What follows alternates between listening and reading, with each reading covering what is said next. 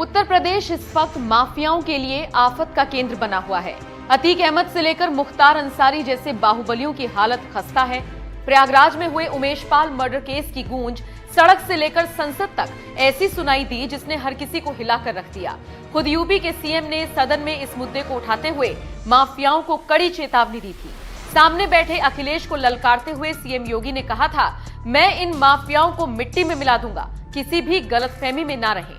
आपकी सरकार द्वारा पोषित माफियाओं को मिट्टी में मिला दिया जाएगा।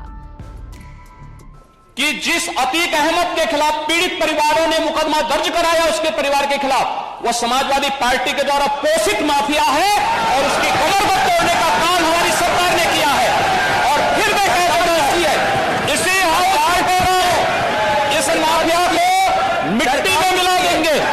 सरकार किसकी है? मतलब क्या हो, ये माफिया है, इनको मिट्टी में मिलाने का काम करेंगे। अपराधी योगी की इस दहाड़ के कुछ ही घंटों बाद यूपी पुलिस ने बड़ा एक्शन लेते हुए अरबाज का एनकाउंटर कर दिया था। उमेश पाल मर्डर केस में ये सबसे पहला एनकाउंटर था। अरबाज अतीक अहमद का करीबी था। जानकारी ये भी मिली कि जिस वक्त उमेश पाल मर्डर केस को अंजाम दिया गया, उस वक्त अरबाज क्रेटा गाड़ी चला रहा था। बाद में यही क्रेटा अतीक अहमद के घर पर खड़ी मिली थी। उमेश पाल मर्डर केस में योगी की दहाड़ के बाद ये सबसे पहली और बड़ी कार्रवाई थी, जिसके बाद से ही कहा जाने लगा कि योगी ने अपराधियों को मिट्टी में मिलाने का काम शुरू कर दिया है। अरबाज के एनकाउंटर के तुरंत बाद दूसरी बड़ी कार्रवाई सदाकत खान की गिरफ्तारी के तौर पर हुई। ये वही सदाकत खान है जो इस पूरे मामले का मास्टरमाइंड था। इसके बाद से ही अतीक के गुर्गों और परिवार पर ताबड़तोड़ एक्शंस लिए जा रहे हैं।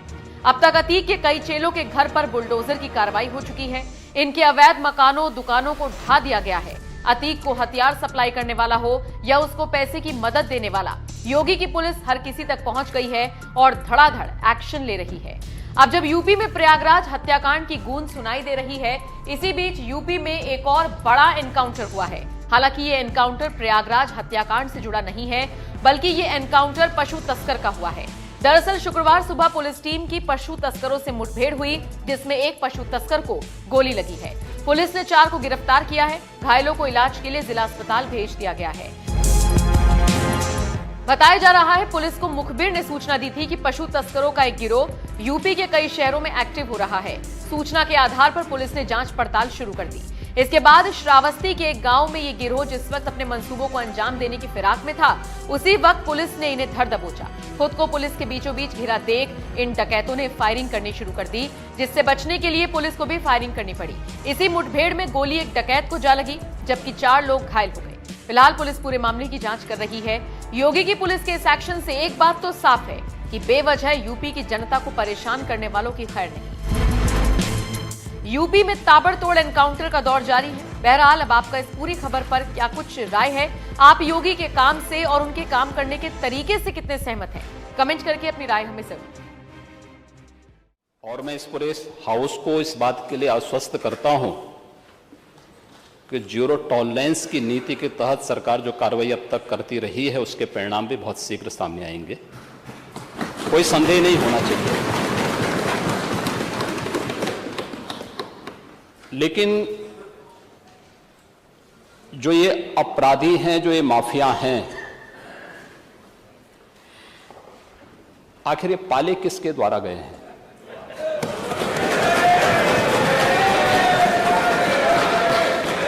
बात जवाब आ जाए। ये जब अभी आपका नाम तो नहीं जाएगा, आपने के खिलाफ जवाब आ जाए। जिस माफिया के खिलाफ जो भी है, किसी का नाम तो नहीं है ना, किसी का नाम तो सच नहीं कि समाजवादी पार्टी ने उन्हें सांसद बनाया था। ये सच नहीं है। आप अपराधियों को पालेंगे। प्रदेश पार्टी जिस किसी भी पार्टी का रहा हो, क्या चाहिए बताइए? क्या अपराधी नहीं था? किस पार्टी का था? किस पार्टी का था? आप सारे अपराधियों को पालेंगे, उनको माल्यार्पण करेंगे और उसके बाद तमाशा बनाते हैं आप लोग। एक तरफ अपराधियों को प्रश्रय देंगे, उन्हें गले का हार बनाएंगे और दूसरी तरफ फिर दोषारोपण भी करेंगे। मैं उन्हीं पे आ रहा हूं। उन्हीं बातों पे चर्चा करने के लिए आ रहा हूं।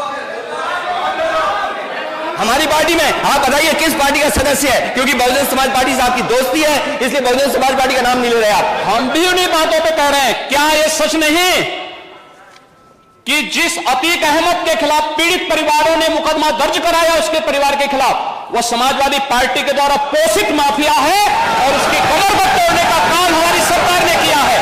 और फिर मैं कहता हूं इसी इस माफिया को मिट्टी में मिला देंगे। सरकार किसकी है?